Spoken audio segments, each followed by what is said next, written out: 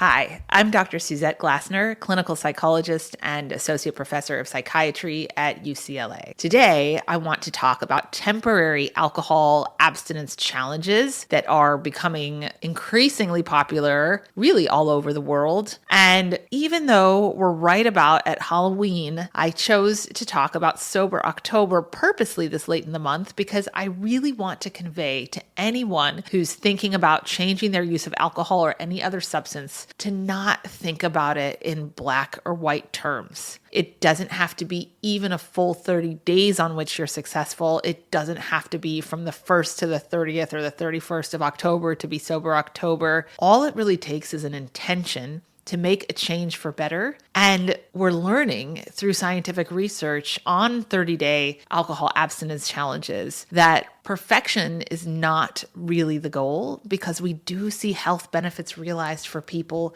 who commit to trying their best to make a change and who make some incremental changes, even if it isn't perfect. So that's sort of my bottom line message to you today is don't try to do it perfectly. If you do it perfectly, that's amazing and you'll have even better outcomes and results on the other side of it. But even if you do it halfway, something is better than nothing. And every day that you don't drink alcohol and every drop of alcohol that you save yourself and your body is going to do some good. So I'm just going to go through a couple of things that we've learned through research to substantiate what I'm claiming. And I'll start with the documented health benefits of alcohol abstinence 30-day challenges for people, regardless of whether or not they make it the full 30 days. Again, those who do make it the full 30 days generally have better and stronger and more reliable health benefits as a result, but that doesn't negate the health benefits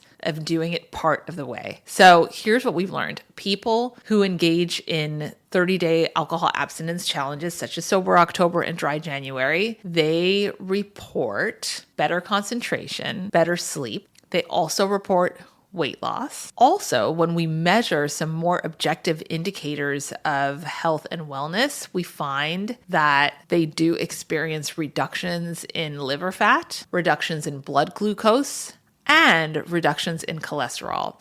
And that's not to mention, obviously, the financial savings, particularly for people who drink heavily and they go out and they drink heavily. That's another benefit that people really appreciate, seeing how much more money is in their bank account after a month abstinent from alcohol. Alcohol is expensive. And then, very importantly, over that period of time, whether a person has successfully reduced their alcohol use or whether they've successfully stopped, this whole process tends to build people's confidence in their ability to live life without alcohol or to control their drinking. And something we've learned about the predictors of who is most likely to be successful from a Dry January or a Sober October challenge is that the first thing that emerges pretty consistently is that people who have higher confidence in their ability to navigate tempting situations or situations where they're being offered alcohol and to refuse it or decline it politely, those are the people who tend to be more successful in breaking their older habits and patterns of alcohol use is the type of success that I'm referring to. So this sort of can fuel that even just by making such an attempt. If the attempt is successful, even part of the time, that's a way of building confidence in one's ability to manage life without drinking or manage one's alcohol use in a little bit more of an effective way, because we know that one of the hallmarks of a diagnosable alcohol use disorder is losing control over one's alcohol use. So if you can control your alcohol use successfully, then that means that you are more likely to go on in your future and successfully manage or reduce your use of alcohol to get to a place where you're comfortable with how much you're drinking. Now, I will add the caveat that the 30-day alcohol challenge may not be suitable and may not even be safe for somebody with a severe alcohol use disorder, because we know that alcohol withdrawal for somebody who has a physical dependence on alcohol and has been drinking heavy amounts of alcohol consistently, alcohol withdrawal can not only be dangerous, but it can be fatal in some cases. So if you're someone who, or you love someone or know someone who has been drinking heavy quantities of alcohol fairly consistently, consistently and who experiences some discomfort when they're not drinking alcohol or when they're coming down or off of the effects of alcohol, then that is someone who is not potentially a good candidate for doing something like Sober October, because of that abrupt change for the body from sort of a consistent dosage of alcohol running through it to having no alcohol can be dangerous, if not even fatal. So that's something that is very important to keep in mind. Somebody who is in that situation would need to be evaluated by a healthcare professional to see whether they need some kind of medically supervised detoxification process in order to safely discontinue their alcohol use. So Sober October and Dry January are really for people who are on the milder side of an alcohol-related problem, who feel like they're wanting to establish a better relationship with alcohol and a healthier relationship, and who are just noticing some impacts of it on their health and well-being and lifestyle that they just really don't like.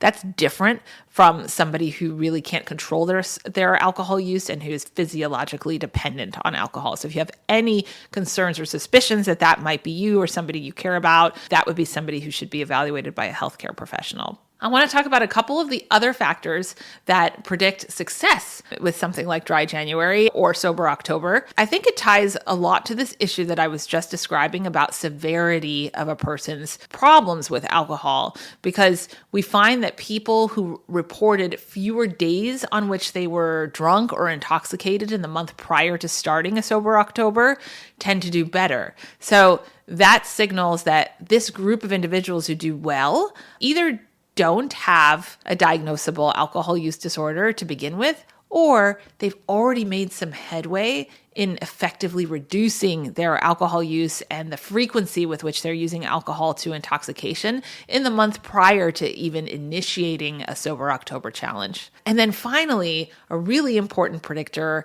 is that these individuals make use of supportive people in their network and in their lives. They also make use of apps that allow them to track their drinking. And I do have some links to apps in my newsletter as well that you could try. Try Dry is actually one of them. Websites and apps that help people to track their success and really leaning on other people for support are predictors of success. So if you're going to try this, don't do it all alone if you can avoid it, because having social support, and we know that to be true as a predictor of success and recovery for people who do have a diagnosable alcohol or other substance use disorder, that social support is a really important predictor of success in treatment. So I just want to give you a couple of tips for those of you who want to try this out. I've kind of provided some of them. One is that don't be all or nothing about it. It doesn't have to be the full 30 days. You can set that intention to stop drinking for 30 days or to cut back every single day, but don't give up if you don't reach that objective every day. Every single day is a new beginning and a new opportunity to make a change in your life. And this is a very challenging type of change to make when drinking becomes, or other substance use becomes, very habitual. It can take time and many repeated attempts to change it before you really see the kind of level of change that you were expecting and hoping for. So try not to be discouraged by that. The second one is, as I mentioned, to do it with a friend or a loved one. And even if you don't have somebody in your life who really wants to do this alcohol challenge in the same way that you do, even just sharing with somebody who is supportive that this is something that you're planning to try to do, so that you can share your successes with them, they can cheer you on, or you can share when you're having a bad day and they can say something supportive and caring to you, like, well, you did well yesterday, let's try again tomorrow. Anyone you can enlist to support you can only be helpful, particularly if you know that they're likely to talk to you in ways that are helpful and not critical and not judgmental. And you can always remind them about how important that is. And then another important pointer is to prepare for how you're going to handle it if and when somebody offers alcohol to you. I've spoken in an earlier episode about some of the reasons why sometimes people feel uncomfortable when they're the only ones drinking, or when they're drinking and they're around someone else who's not drinking. It makes them reflect on some of their own behavior, and they don't really want to do that. They just want to have fun. So people can get really pushy about alcohol because they don't really like to drink alone. And it's really important to be prepared for how you're going to assertively decline an offer of alcohol. And you can be polite about it, but you really kind of don't want to leave the door open to further offers of alcohol. I have my first book, the Addiction Recovery Skills Workbook. Even if you're not somebody who identifies themselves as having an addiction per se, there are some really good exercises in there on what to say and how to say it in order to very firmly, assertively, and politely decline an offer of alcohol. And that's a really important predictor of success with something like Sober October. And then finally, think about what triggers you to drink and plan accordingly. So some people get triggered by emotions. Some people get triggered by certain people. When they hang around those people, they feel tempted to drink. Some people are triggered by certain places. So you have to start thinking ahead of time about the people and places and things you're going to be surrounded with from day to day, and think about some of those people and places that you might want to avoid or limit your time with, or some of the things that you can do to replace alcohol use in those situations. Is it a mocktail you can order if you're in a social situation where alcohol is available and tempting? Is there something else that you can do at a time of day when you would normally unwind by having a drink? Could you exercise instead? Could you go for a walk? Could you plan some other type of activity? These are some of the things that we actually tend to do for individuals who are in treatment. We teach these types of skills when someone's in treatment for an alcohol use disorder, but maybe you don't actually need treatment. You just need a couple of skills and pointers to set you on your way.